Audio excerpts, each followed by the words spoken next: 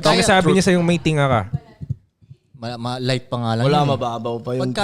Pagkaya kitang laitin ng ibaba talaga ng lahat. Yung wala ka ng pake sa sarili mo kung magagalit siya sa'yo, basta masabi mo yung tama para Kung yung lait naman totoo eh.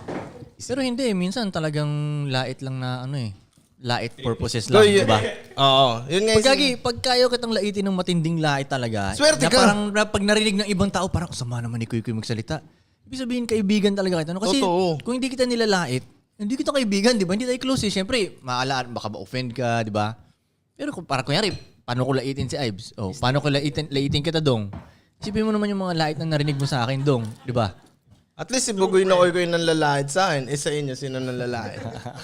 Sa'yo, sino nang lalait sa'yo? Yung lasing dyan sa inyo. Pag inaampas ka ng titi. Dogs talaga eh, no? Dogs. Yung mga biruan na gano'n, dogs.